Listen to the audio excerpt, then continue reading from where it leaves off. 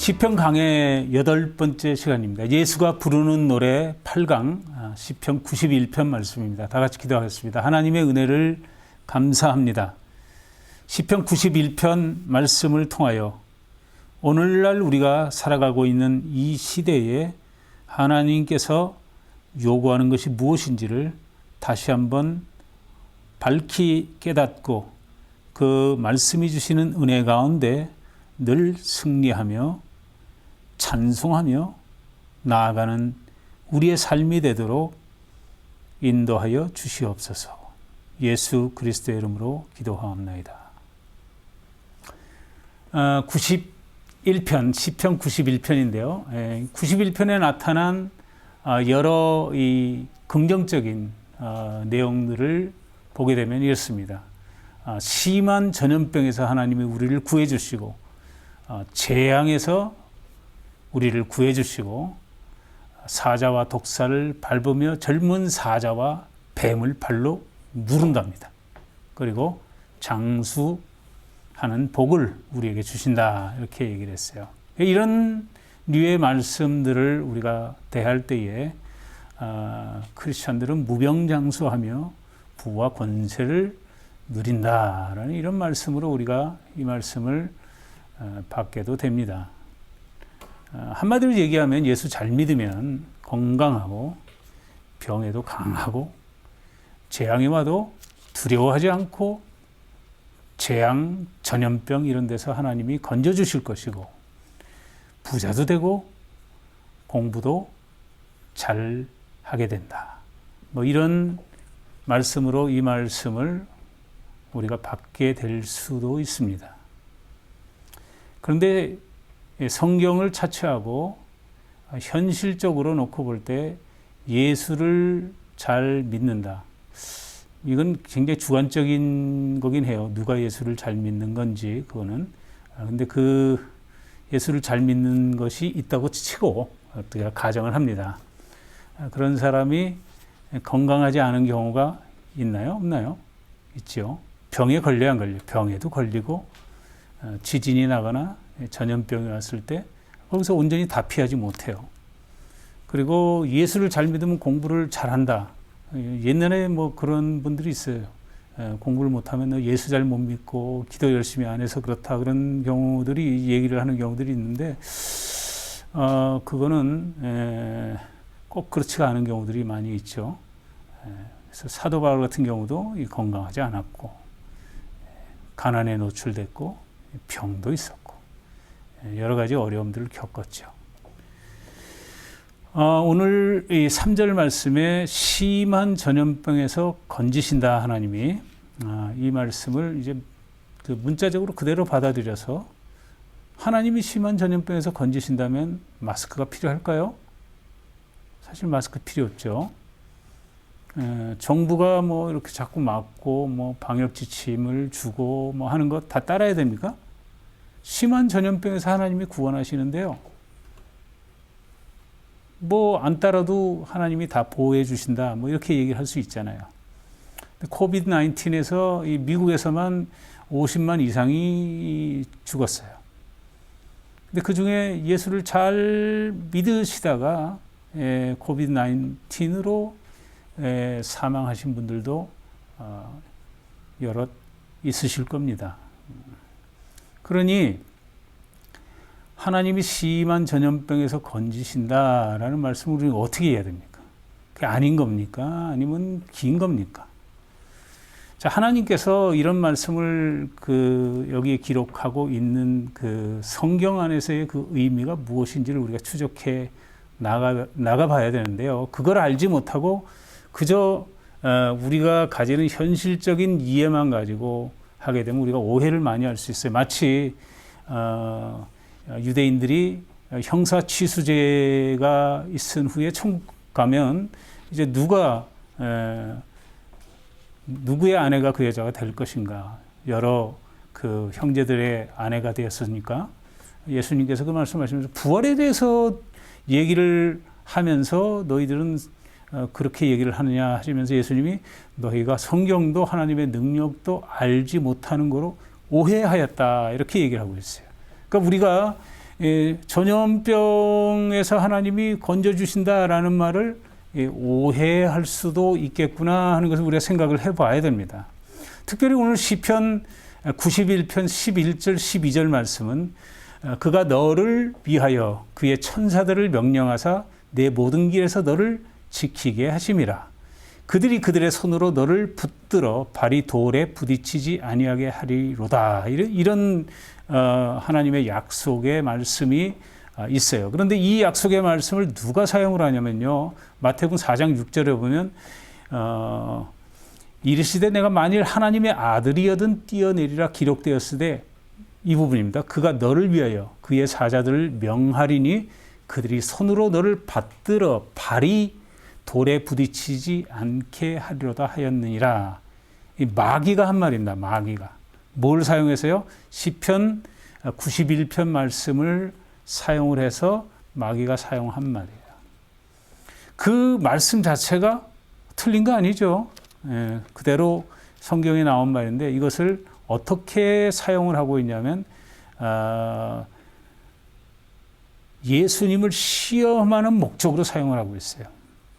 그래서 예수님의 반응이 어떠냐면 주 너의 하나님을 시험하지 말라 그랬어요. 주 너의 하나님을. 예수님 성전 꼭대기였고 뛰어내리라 그러면서 뛰어내리면 천사가 받아줄 거래요.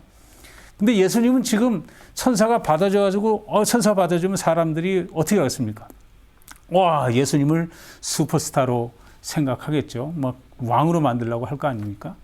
근데 그것은 하나님의 계획이 아니에요. 하나님의 계획은 첫째 아담이 시험에 실패한 것을 회복하기 위해서 일을 하고 계시는 거예요.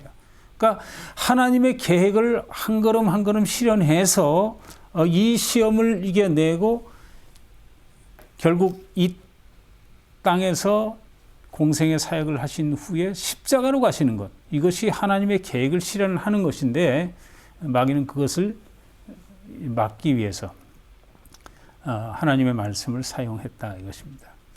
우리가 마귀는 아니에요. 그렇지만 만약에 하나님의 말씀을 오해해서 사용하게 되면 큰 해악이 우리에게 있을 수 있습니다. 그래서 이 심한 전염병에서 하나님께서 우리를 고치신다는 이런 표현들, 하나님이 재앙을 가까이 오게 하지 않고 막아주신다는 이런 표현들이 여기에 등장하는데 이것이 과연 문자 그대로의 의미를 담고 있는 건가 하는 것을 우리가 말씀을 통해서 하나하나 추적해 나가 보겠습니다. 특별히 오늘 91편 말씀은 하나님이 궁극적으로 구원을 해주시고 백성들을 보호하신다는 이야기를 하고자 하는 겁니다. 왜 91편은 궁극적 구원과 보호에 대해서 이야기를 하는가 하는 것을 우리가 생각을 해봐야 되는데 오늘 우리가 보는 시편 91편은 시편 편집상 4권의 초두에 속합니다. 그럼 3권이 있는데 이 3권은 73편부터 89편에 걸쳐서 있습니다. 시편. 그런데 이 내용들이 대체로 보면 성도가 당하는 고난 그런 것들을 위주로 이제 주로 많이 담고 있는데요. 특별히 이제 시편 대표적인 73편을 보면요, 13권을 여는 성경인데요. 살펴보면 어떤 말씀이 있냐면 73편 3절에 이는 내가 악인의 형통함을 보고 오만한 자를 질투하였음이로다. 그들은 죽을 때 고통이 없고 그 힘이 강건하며 사람들이 당하는 고난이 그들에게는 없고 사람들이 당하는 재앙도 그들에게는 없나니 그러므로 교만이 그들의 목걸이요 강포가 그들의 옷이며 살찜으로 그들의 눈이 솟아나며 그들의 소득은 마음의 소원보다 많으며 부자란 얘기예요. 그들은 능욕하며 악하게 말하며 높은 데에 거만하게 말하며 그들의 입은 하늘에 두고 그들의 혀는 땅에 두루다닌다. 뭐 이렇게 쭉 되어 있는 그런 말씀입니다. 그리고 14절 말씀에 보면 악인들은 이렇게 형통한데 나는 종일 재난을 당하며 아침마다 징벌을 받는도다. 이런 것들을 통해서 신자로서 살아가는 삶에 심한 의문이 드는 겁니다. 과연 하나님을 잘 믿는데도 이런 재난에 노출된다는 것이 가능한 것인가 하는 의구심을 갖게 됩니다. 시편 88편도 한번 보시면요. 88편 3절과 4절을 한번 봅니다. 3절 4절이에요. 무릇 나의 영혼에는 재난이 가득하며 나의 생명은 수월에 가까워 싸우니 나는 무덤에 내려가는 자 같이 인정되고 힘없는 용사와 같으며. 우리가 이 91편에서 그렇게 환호하며 받았던 말씀과는 정반대의 이야기들이 나오고 있습니다. 이런 신자로서 갖는 어려움들, 악인의 형통한 그런 것들을 보면서 참 의문이 들 때에 시편 88편 14절에서 시편 기자는 뭐라고 얘기하고 있냐면요. 여호와여 어찌하여 나의 영혼을 버리시며 어찌하여 주의 얼굴을 내게서 숨기시나이까. 하나님의 얼굴을 숨기신 거예요. 이런 것들을 보니까 하나님의 얼굴을 숨기고 있다 이렇게 보여지는 거예요. 그 다음에 80편 46절에도 보면요. 9편 46절입니다. 여호와여 언제까지니까 스스로 영원히 숨기시리이까. 그렇게 얘기해서 숨긴다. 하나님이 숨기신다. 이 숨긴다는 거 사타르. 히브리 말로 숨긴다는 말이 사타르라는 말입니다. 그러니까 내가 살아가는 형편을 보니까 하나님은 정말로 숨으신 것인가라는 질문들을 거의 3권 시편 3권 전체를 통해서 이런 질문들이 계속 되어집니다. 거기에 대해서 시편 4편을 거의 열면서 90편에서 시작되지만 91편에서 뭐라고 얘기하냐면 지존자의 은밀한 것에 거주하는 자여 이렇게 시작을 합니다. 지존자의 은밀한 곳에 거주하는 자. 여기서 은밀한 곳에 거주하는 자라는 얘기가 뭐냐면요. 은밀하다라고 해요. 은밀한 곳이라는 것이 여기서 나오는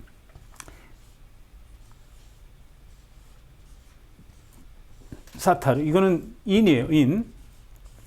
in 사타르 hiding place. You are my hiding place.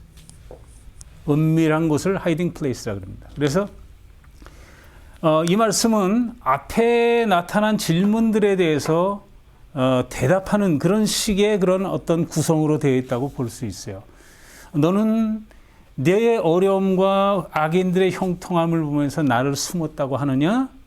그런데 하나님의 대답은 뭐냐면 너는 지존자, 지극히 높은 자라는 얘기입니다. 지극히 높은 자의 하이딩 플레이스, 은밀한 곳에 살고 있다 이렇게 얘기를 하고 있어요. 하나님을 우리는 하나님 어디 계십니까? 하나님을 혹시 숨으신 거 아닙니까? 하는데 이 시편 91편 말씀 뭐라고 얘기하냐면요. 너는 내게 숨어 있다 이렇게 얘기를 하고 있어요. 아니 내 안에 숨어 있어요. 우리는 하나님의 얼굴을 볼 수 없어서 이 하나님 안에, 하나님 나라 안에, 하나님의 마음 안에, 하나님의 품 안에 하나님이 숨겨주셨는데 하나님이 없는 것 같은 거예요. 그 안에서조차. 그래서 하나님이 대답하시기를 너는 이런 어려움 속에 노출되어 이 세상에서 재난이 가득한 사람으로 무덤에 내려가는 자 같고 힘도 없고 가난하고 고통당하고 악인들은 부유하고 이런 것들을 보면서 네가 나를 숨었다고 하느냐? 아니, 나는 숨은 것이 아니고 너를 숨겨준, 너를 품에 안은 그런 하나님이다. 이렇게 대답을 하고 있습니다. 자, 이것이 우리가 처음에 가졌던 과연 우리는 심한 전염병에서 하나님이 그저 그냥 나이브하게 그냥 건져주신다. 이렇게 언제든지. 그렇게 받아들일 것인가 하는 문제를 가지고 하는데 이제 성경 말씀을 통해서 실제로 백성들하고 나은 게 없는 거예요. 오히려 악인이 형통할 수 있는 거예요. 그때 하나님이 숨으셨습니까? 하는 질문을 가질 때에 말씀을 통해서 91편을 통해서 대답하고자 하는 건 뭐냐면요. 내가 너를 늘 보호하고 너를 품에 안고 그 나라 안에 너를 거주하게 하는 그런 하나님이다. 이렇게 말씀하고 있는 거예요. 또 시편 89편 49절에 보면요. 이제 계속 의문을 던지는 거예요. 어려우니까 사는 게. 코비드 상황 속에서 우리라고 뾰족한 게 없는 거예요. 그렇잖아요? 뾰족한 게 있습니까, 여러분? 뭐 달라요? 믿지 않는 사람과 확연하게 다르게 우리가 나아요? 없죠, 그런 거 별로? 그러니까 이런 질문. 주여, 주의 성실하심으로 다윗에게 맹세하신 그 전에 인자하심이 어디 있나이까? 이렇게 질문을 하고 있어요. 주의 성실하심, 주의 인자하심, 어디 있습니까? 내가 이런 고난 중에 노출되어 있는데 주여, 주의 성실한 faithfulness, 변치 않는 약속하신, 한 번 말씀하시면 그것을 놓지 않는 그 하나님 어디 계십니까? 하고 있는 것에 대해서 91편 4절에 보면 그가 너를 그의 기수로 덮으시리니 내가 그의 날개 아래 피하리로다. 1절 말씀하고 크게 다르지 않죠. 그의 진실함은 주의 성실하심이라고 89편 49절에 얘기한 것과 하나님의 진실함, 이것은 같은 단어입니다. emet 이렇게 faithfulness, 영어로는 그렇게 번역되는 그 말씀이에요. 진실함은 방패와 선방패가 되시나니. 너는 하나님의 성실하심, 하나님의 인자하심이 이제 없어진 것 아니냐? 그걸 어디서 찾을 수 있느냐? 그러는데 다시 확인하는 거예요. 나는 여전히 그때도 그랬고 지금도 여전히 신실한, 진실한 방패로, 선방패로 너를 막아주고 너를 보호하는 그 하나님이라는 것을 확증해 주시고 있는 거예요. 자, 그래서 이 91편 말씀에서는 우리가 이 삶을 살아가면서 이 세상 사람들에 비해서 별 나온 것이 없는 삶을, 어쩌면 더 못한 삶을 살아갈 때에 하나님께서 우리에게 확신시켜주는 그런 말씀이에요. 하나님을 숨었다 하느냐? 아니, 너는 내 품 안에 숨어 있는 자라. 내 은밀한 곳에 있는 자라. 성실이 없다고? 주의 성실이 없어졌다고? 아니, 나는 언제나 영원히 그 진실함으로 너를 보호하는 그 하나님이라는 것을 말씀해 주고 있어요. 그 다음 그러면 왜 이 전염병이라는 것을 등장시켜서 하나님께서 이 말씀을 이끌어 가는가라는 것입니다. 왜 전염병? 심한 전염병에서 건지실 것이다 그랬어요. 그리고 전염병을 두려워하지 아니하리로다. 자, 이 말씀을 주시니까 이 코비드 시대에 붙잡기에, 코비드 시대에 그냥 가지고 그냥 그대로 그냥 나이브하게 받아들이고 그냥 믿음을 막 북돋기에 아주 좋은 말씀이긴 해요. 좋은 말씀이긴. 근데 왜 이런 말씀을 등장시켰냐면 질병에 대한 경험 중에서 이 전염병이라는 건 굉장히 보편적인 경험이에요. 질병의 대명사. 전염병은 몇몇 사람만 이렇게 겪는 게 아니잖아요. 아주 그냥 widespread, 팬데믹이라고 그러잖아요. 팬데믹. 많은 사람들이 세계적으로 퍼지는 그런 질병이라 이거예요. 그래서 그 질병을 가지고 말씀을 하시는 거예요. 특별히 또 출애굽기 5장 3절에도 보면 여호와께서 전염병이나 칼로 우리를 치실까 두려워하노라. 모세와 아론이 이런 말을 해서 바로 앞에서요. 그래서 이 전염병이라는 것은 다른 성경 많은 곳에서도 이 전염병이라는 것들이 등장을 하는데 이것은 하나님의 손, 하나님의 징벌의 표상이에요. 그래서 구약 때에 보면 하나님의 언약적 징벌, 언약적 저주, 이스라엘 백성들이 하나님의 말씀, 하나님의 율법을 떠나게 되면 오게 될 징벌이나 저주를 얘기할 때에 전염병을 즐겨 사용을 합니다. 전염병. 근데 오늘 말씀에서는 이런 데서 보호를 해 주시고 또 하나님께서 구원해 주시고 보호를 해 주신다는 얘기를 하시는 말씀을 통해서 뭘 얘기하고 싶냐면 언약적 징벌이 아닌 언약적 복을 하나님께서 언약적 징벌 대신에 하나님께서 언약적 복을 내려주신다는 말씀을 해주시고 계시는 거예요. 그래서 3절에 건져내실 것이고 그의 깃, 그의 날개로 보호하시고 16절에 보면 나의 구원을 그에게 보인다. 이런 말씀으로 이것을 말하고 있습니다. 근데 지금 문제 삼는 건 뭐냐면 실질적으로 이 전염병 자체로부터 우리는 안전하고 보호를 받고 마스크도 안 해도 되고 그 CDC의 그 가이드라인이나 지침이나 이런 걸 따를 필요도 없는 것으로 얘기하는 그런 분들이 가끔씩 있어요. 가끔씩. 근데 그런 거에 대해서 우리가 어떻게 생각을 해야 될 것인가 하는 생각을 말씀을 통해서 이제 밝히 알기를 원하는 건데요. 자, 이 전염병이나 재앙이나 무슨 활이나 활에 맞고 뭐 이런 거 있죠. 아까 보면 어디 있습니까? 너는 밤에 오는 공포와 낮에 날아드는 화살과 어두울 때 퍼지는 전염병과 밝을 때 닥쳐오는 재앙을 두려워하지 않는다. 이런 말씀을 해 주시고 계세요. 이런 것들에 대해서는 우리가 이제 쉽게 이해를 하겠는데요.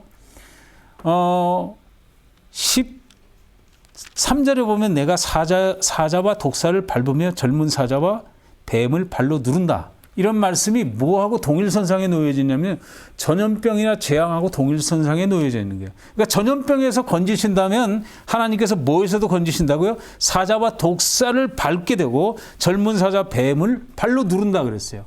실제로 그런 일이 이 땅에서 있을 수 있습니까? 없습니까? 이사야서 11장 8절에는 젖먹는 아이가 독사의 구멍에서 장난하며 젖된 아이가 독사의 굴에 손을 넣는다 이렇게 얘기를 하고 있어요. 여러분 독사의 굴에 손을 넣고 독사의 구멍에서 장난을 만약에 하게 되면 어떻게 되겠습니까? 독사한테 물려서 죽죠. 자, 이런 일이 있다라는 얘기를 이사야서 11장 8절에서 얘기하는 건 종말적인 성취에 대한 얘기예요. 이건 비유입니다. 너희가 어떤 어려움이나 어떤 독에서도 구원을 받고 해를 받지 않는 그런 날이 있을 것이다 라는 얘기를 하고 있는 거예요. 그러니까 결국 사자와 독사, 젊은 사자, 뱀 이런 것으로부터 안전하게 보호를 받는다는 것은 종말론적인 얘기예요. 종말론적인. 그와 마찬가지 선상에 전염병을 놓고 있기 때문에 이 전염병으로부터 보호를 받는다는 것도 어떤 의미에서는 종말적인 차원에서 심한 전염병에서 하나님께서 온전히 건지시는 거예요.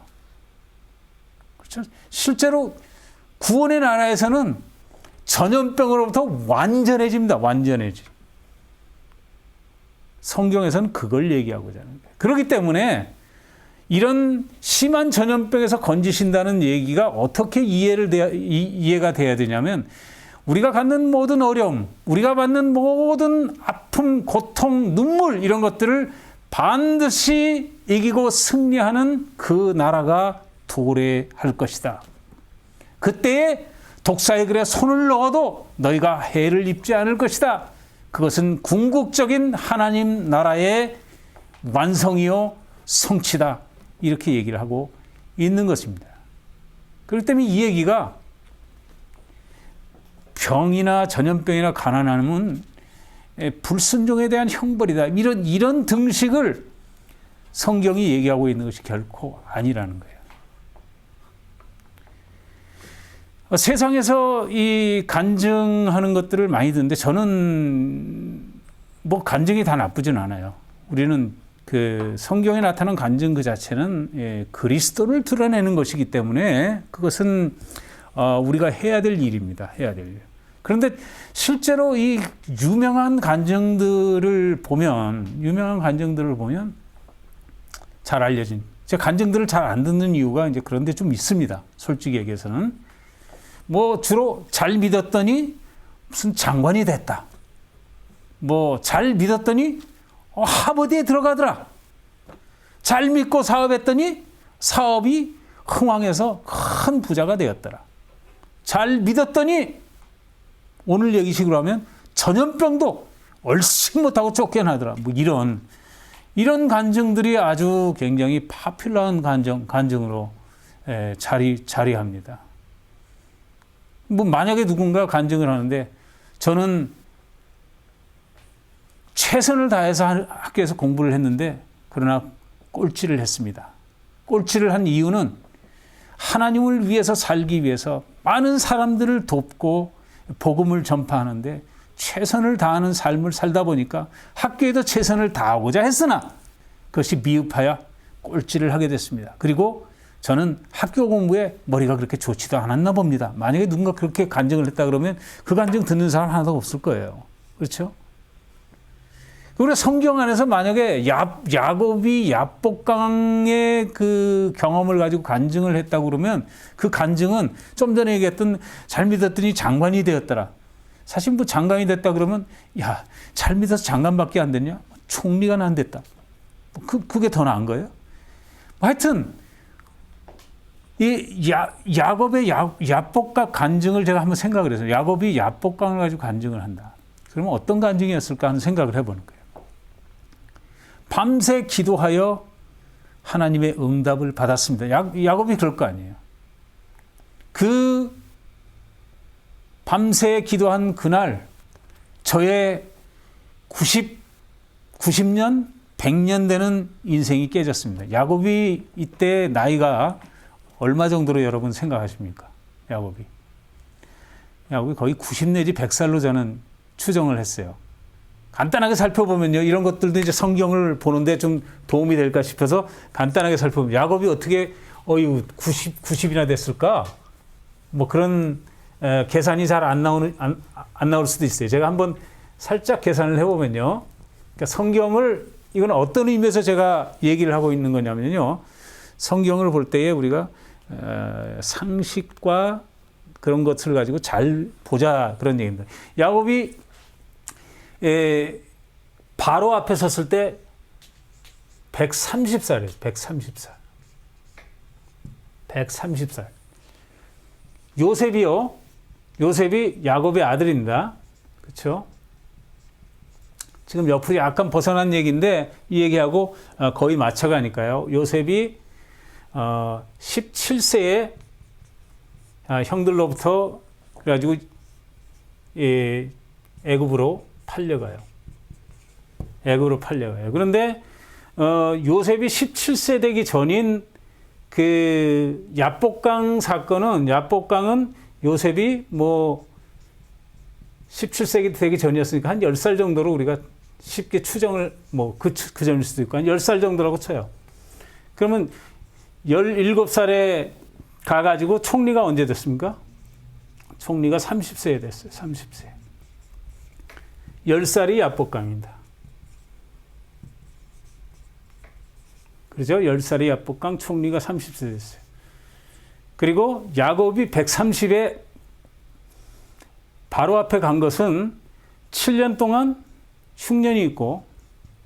풍년이 있고, 그렇죠? 흉년이 그때 7년 오는데 요 흉년 있을 요 언저리에 그렇게 된 거예요. 그러니까 야곱이 총리가 되고 그래서 바로 이런 일이 터졌다고 볼 수 있으니까 이거 한 10년으로 보면 야곱이 한 40세 정도 때 야곱이 그 요셉이 40세 정도 때 야곱이 온 거예요. 그러면 어떻게 됩니까? 10살에서 40살이면 30년이죠, 30년. 그러면 130에서 30년을 빼면 언제예요? 100살이에요. 뭐 이거 좀 플러스 마이너스. 실제로 야곱이 돌아올 때 나이가 몇 살이면 100세입니다. 100세. 90에서 100세로 저는 이제 생각을 했습니다. 그런 90에서 100세 된 인생이 밤새 기도하면서 완전히 깨졌어요.